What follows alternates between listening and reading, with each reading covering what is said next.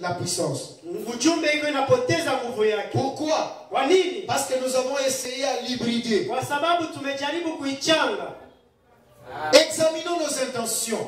Basi tuweze kuona nia zetu. Qu'est-ce qui nous pousse à dire des choses? Kitu gani ambayo Qu'est-ce qui inatusukuma nous pousse à faire des choses? Kitu gani inatusukuma kufanya vitu? Voilà le nœud du problème. Ile njo problem, shida. Nous voulons relever le défi. Tunapenda tuweze kutoa ile shida. Frère Branham dit, Ndugu Branham anasema, je suis reconnaissant ninakuwa mwenye shukrani de voir que Dieu nous a donné des jeunes gens kuona ya kwamba Mungu alitupatia vijana qui porteront le message ambayo watabeba ujumbe jusqu'à la venue du Seigneur. mpaka ujio wa Bwana. Moi, je m'identifie à ces jeunes-là. Na mimi najijumlisha kwa ile wale wa vijana. Je vais prendre le message Nitakamata ujumbe et je vais aller le proclamer. na nitaenda kuitangaza. Je suis moi un drôle d'oiseau. Basi mie niko ndege ambayo hawezi kueleweka. Donc moi on ne me comprend pas. Basi mie habanielewake. Moi je suis comme ça. Basi mie niko vile. Même si c'est une campagne d'évangélisation hata kama ni kampanya ya evangelisation que nous allons organiser les jours qui viennent, ambayo tutaweza kufanya hapa siku za usoni, je vais lire les brochures. Nitasoma makanda. Ça c'est moi. Ile ni mie. Parce que kwa maana ce qui nous donne la force, c'est le message. Ni et le même prédication, na hii ujumbe Frère Branham les prêchait dans des campagnes d'évangélisation. Alikuwa iko nazihubiri ndani ya mikutano ya watu wengi. Mais quand nous faisons des campagnes d'évangélisation, lakini wakati sisi tunafanya mikutano ya watu wengi, nous voulons cacher Branham. Tunapenda tufiche Branham. Moi je ne suis pas comme ça. Mimi hapana vile. Je vais lire Frère Branham. Nitasoma ndugu Branham. La puissance se trouve dans le message. Le problème c'est que nous voulons convaincre les gens par notre connaissance de la Bible.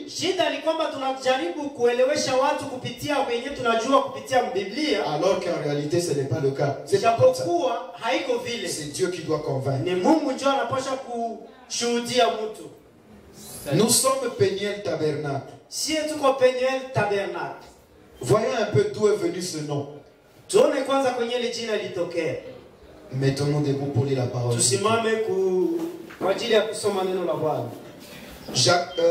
Genèse chapitre 32.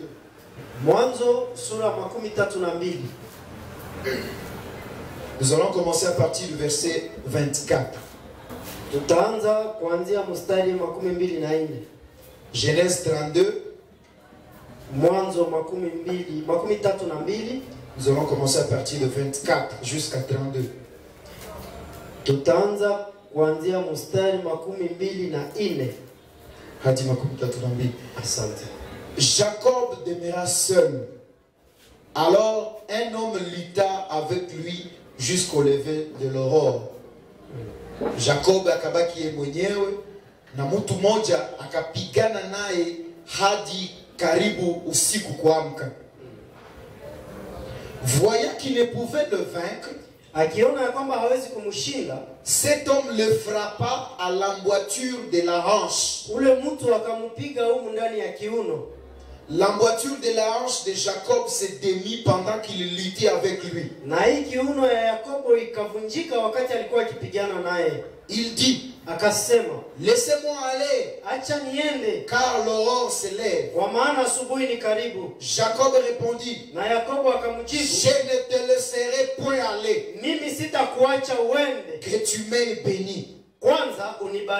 Il lui dit, quel est ton nom?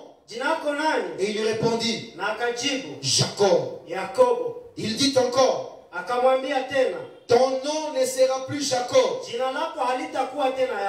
mais tu seras appelé Israël, car tu as lutté avec Dieu et avec des hommes, et tu as été vainqueur. Jacob l'interrogea en disant, fais-moi, je te prie, connaître ton nom. Il répondit, pourquoi demandes-tu mon nom? Et il le bénit là. Jacob appela ces lieux du nom de Peniel. Car, dit-il, j'ai vu Dieu face à face. Maana yake nimemuona Mungu uso kwa uso. Et mon âme a été sauvée. Na nafsi yangu imeokolewa. Le soleil s'est levé. Jua ikaamka. Lorsqu'il passa Peniel. Wakati Peniel alikuwa akibaki pale Peniel. Jacob boitait de la hanche. Na Yakobo alikuwa akitembea akiboite. Voilà. C'est pourquoi jusqu'à ce jour, les enfants d'Israël ne mangent point le tendon qui est à l'emboîture de la hanche. Car Dieu frappa Jacob à l'emboîture de la hanche.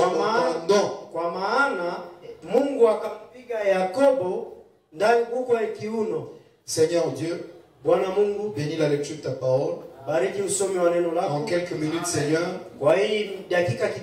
bénis-nous autour de cette parole. Au nom de Jésus-Christ. Amen. Amen. Vous pouvez vous asseoir. Amen. Nous allons essayer de voir qu'est-ce qui est arrivé à Jacob. Et quelle est l'origine du mot Peniel? Jacob, le mot Jacob veut dire menteur. Jacob c'était un menteur comme vous n'avez pas idée. Donc il était capable de mentir et s'en sortir sans problème. Il va te convaincre ici. Donc c'était un homme terrible. C'était un homme qui était capable de mentir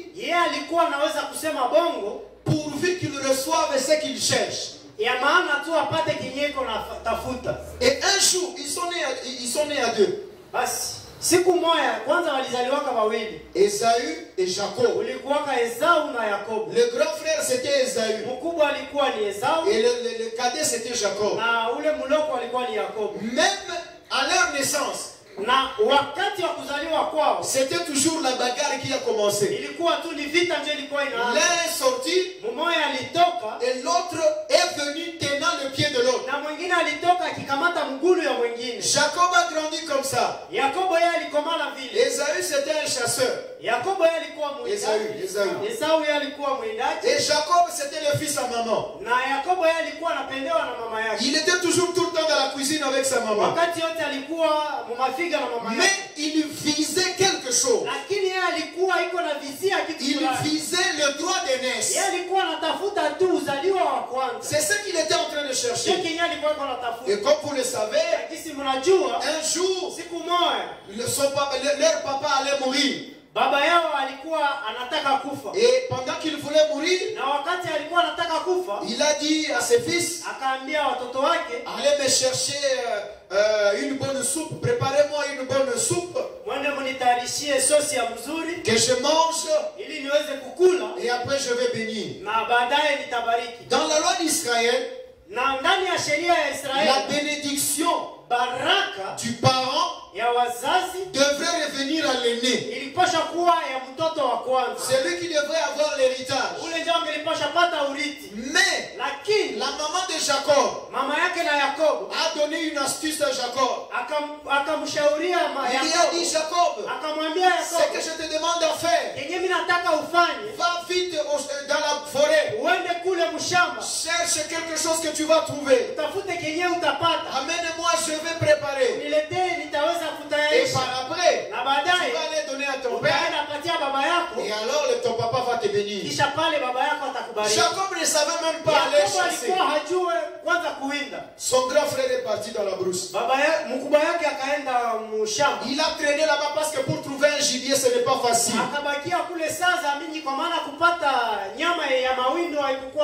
Mais à un moment donné, la maman est allée à côté. Prends ce qu'il y a ici, non? Tue-le. Amen, je vais préparer. Sa maman l'a aidé à mentir.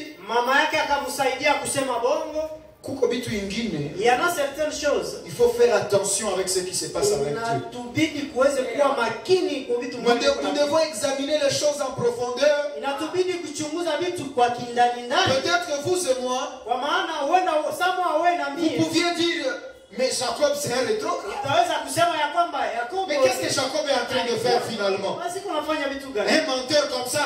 Mtu wa kusema bongo hivi. Qu'est-ce que Dieu peut faire avec un Basi menteur Mungu comme ça? atafanya nini na mtu wa kusema Est-ce bongo? que je suis en train de vous demander d'aller mentir? Je mimi nawaambia wale mseme bongo. Mais nous devons faire très attention avec certaines situations. Tunapaswa fanya angalisho na vitu fulani fulani. Sa maman l'a aidé à mentir. Mama yake akamsaidia kusema bongo. Jacob a pris la peau d'un agneau.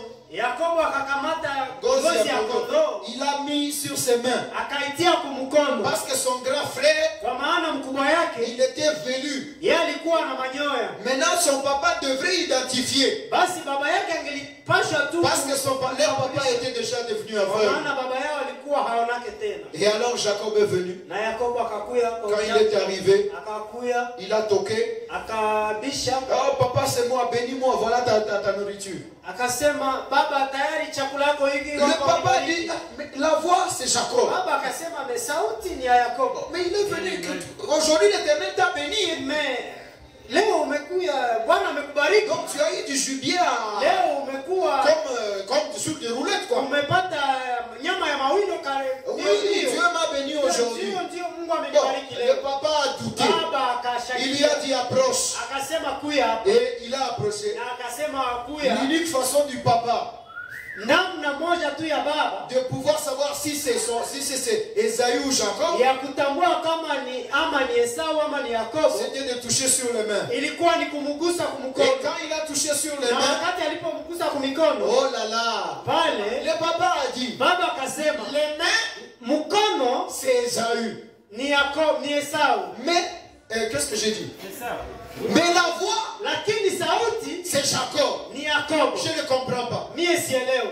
Le papa l'a quand même béni. Baba lakini akambariki tu, Et Jacob na Yakobo a arraché la bénédiction. akakamata ile baraka Il a arraché à Kanyanganya. akainyang'anya Par force malignement, kwa nguvu za ujanja, par un mensonge, kupitia kusema bongo, pourvu qu'il reçoive le droit d'aînesse.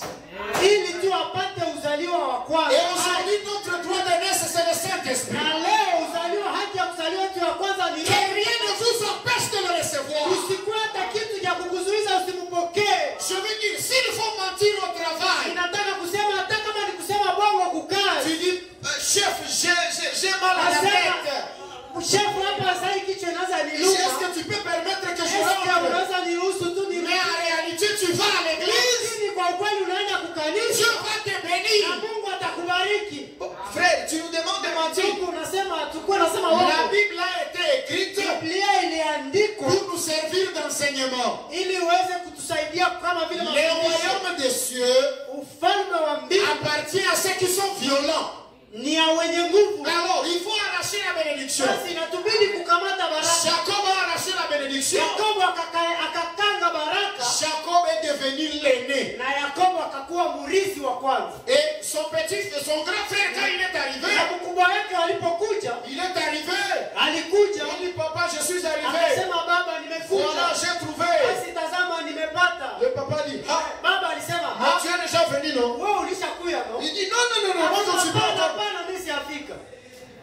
Le papa a dit, désolé. Na baba akasema, basi Ta bénédiction, baraka zako je l'ai donnée à Jacob. nilishazipatia Yakobo. Et là, les problèmes ont commencé. Na pale shida ilianza. Et là, c'était maintenant la guerre Ilikuwa vita entre Jacob katikati ya Yakobo et Esaü. na Esau. Tout comme aujourd'hui, il y a la Na guerre kama vile leo kuna entre les vita véritables chrétiens katikati ya Mkristo halisi et les croyants. na asiyeamini. Une guerre interminable. Ni vita yenyewe haitaisha. Quand tu vois un frère Wakati unaona ndugu qui combat son frère, ambaye anapiganisha ndugu yake, sache qu'il n'a pas l'esprit de Dieu. unajua ya kwamba hana roho. Frère Branham nous dit, Ndugu Branham anatuambia un élu muteule ne peut pas persécuter un autre élu. hawezi kutesa mwingine Ce n'est mteule. pas possible. Haiwezekani. La bataille a commencé. Vita ikaanza. La guerre a commencé. Vita ikaanza. Jacob a été obligé de fuir. Yakobo akalazimisha Et kukimbia. là où il a fui, Na kwenye alikimbia, toujours avec le droit d'aînesse, akiwa na haki ya uzaliwa wa kwanza, il est arrivé quelque part. akafika nafasi fulani. Nous allons développer demain. Tutasema hili kuhusu ile kesho. Quand il est arrivé là-bas, Wakati alifika kule, il a trompé. akaanza sema bongo. Il a commencé à faire le mixage. Akaanza kuchanga vitu. Il a commencé à nourrir les troupeaux de son beau-père. Akaanza kuwa wa kuchunga kondoo za babu Et il kwa leur donnait à manger kuzipatia chakula avec des feuilles qu'il mélangeait. pamoja na mayani Et il disait à son beau-père, alikuwa anasema baba yake, tu sais, unajua s'il y a des petits qui naissent avec telle couleur, kama kuna kuwa vitoto wenyewe vitazaliwa na rangi fulani, ça c'est pour moi. ile ni yangu. Mais en cachette, Lakini kule kumficho, lui faisait tout. yeye alikuwa anafanya Tous yote les petits qui vont naître, kusudi wale vitoto wenyewe vitazaliwa soit pour lui. ili viwe vyake. À un moment, il s'est retrouvé. Basi kwa wakati fulani Il akajikuta avait plus que son beau-père. akakuwa na vya mingi kushinda baba yake. Entrer en esprit pour comprendre. Amen. Tuingie ndani ya roho ili tuweze Jusqu'à kuelewa. ce que son beau-père Mpaka hata baba yake akafikia a commencé à le pourchasser. akaanza kumkimbiza. Maintenant, Jacob a fui. Pale Yakobo akakimbia. Il fouillait son beau-père. Alikuwa anakimbia babu mko yake, Mais Esaü aussi était en train de le pourchasser. lakini na Esau naye alikuwa anamtafuta. Jacob a tout fait. Yakobo akafanya yote. Il a envoyé de l'argent. Akatuma hata pesa. Il a envoyé des gens Akatuma watu pour aller dire à son frère de ili aweze l'excuser. kuambia ndugu yake Ça n'a amsamehe. pas marché. Haikutembea. Il a envoyé ses enfants et ses femmes. Akatuma hata bibi yake mpaka na watoto yake. Watoto na mabibi yake. Les enfants Il les a envoyés là-bas. akabatuma kule. Cela n'a pas réglé le problème. Ili haiwezi kumaliza shida. Maintenant, Jacob se retrouve en difficulté. Basi pale Yakobo alikuwa ndani ya shida. Il va aller où? Ataenda wapi? Esau Et là, il le cherche pour le tuer. alikuwa pale kuna mtafuta juu amuue. Son beau-père Babu kwa yake était aussi en train de le pourchasser parce qu'il lui a menti. alikuwa kuna mtafuta amuue juu na alimdanganya. Et la Bible nous dit, Na Biblia inatuambia Jacob demeura seul. Yakobo akakuwa peke yake. Des fois, Dieu Mara na mara Mungu peut faire que tout le monde soit contre vous. anaweza fanya kwamba watu wakuchukie. Que tu te retrouves tout seul. Ukuwe ujikute unabakia wewe Et peke. c'est à ce moment-là Na kwa ile wakati que Dieu est en train de vouloir faire quelque chose avec Mungu toi. anatamani kufanya kitu pamoja na C'est wewe. pourquoi quand les gens vous critiquent, Na njoo na wakati watu quand les wanakusikia, gens vous rejettent, wakati watu wanakutupa, quand vous vous retrouvez seul, wakati unakuwa wewe peke, je vous conseille ninakushauri de ne pas perdre espoir. usiweze kukata tumaini, Parce que dans cette solitude, kwa maana mwa ile upweke quelque chose va se passer. fulani kitatendeka. Jacob est resté seul. Yakobo akabakia yeye peke, Et quand il est resté tout seul, na wakati alibakia yeye peke, il a traversé une petite rivière. akavuka kamtoni kidogo, Il commençait déjà à déambuler dans la forêt. akaanza kutembea tembea mpori. Il ne pouvait rien faire. Angeweza kufanya kitu, Pour lui, c'était terminé. kwake ilikuwa imeisha. Il savait que demain, ça sera la mort. Alikuwa anajua kwamba kesho ataliua. Lorsqu'il était poussé à bout, Wakati alikuwa amechoka, lorsqu'il était poussé à bout, wakati alikuwa amefikia mwisho, il était à la fin. alikuwa amekuwa Il kumwisho, n'avait plus d'espoir. alikuwa hakuna tena La matumaini. famille l'a abandonné. Jamaa ilikuwa L'église imemwacha, l'a abandonné. kanisa ilikuwa Les imemwacha, amis l'ont abandonné. marafiki alikuwa Mais à wamemwacha. ce moment-là, Ile wakati quand il était poussé à bout, wakati alikuwa amefikia c'est mwisho, à ce moment-là que Dieu est kwa apparu. ile wakati Mungu akatokea. C'est à ce moment-là Ni kwa ile wakati que Dieu lui-même na Mungu yeye peke est apparu. akamtokea Jacob, Yakobo, puisqu'il était dans l'expectative, kwa maana alikuwa ndani ya kushingojelea, soit c'est la vie, ama ni kukufa soit c'est la mort. ama ni kupona.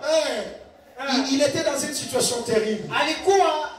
Alikuwa muhali ambayo Mais isiyoeleweka, à ce moment-là, lakini ile wakati à cette minute-là, kwa ile à cette seconde-là, sekunde pouf, Dieu est apparu. Mungu La akatokea. Bible dit, Biblia inasema Jacob l'a tenu. Yakobo alimshika. Jacob a dit, Yakobo akasema, ndio bahati yangu ya mwisho hii. ça c'est ma dernière chance, Je ne te lâche pas. mie sitakuacha. Il l'a saisi. Akamshika. Tout le reste ne valait plus rien pour Jacob. Vingine vyote vilikuwa tena havina kinambakilia je ne te lâche pas jusqu'à ce que tu vas me mimi bénir.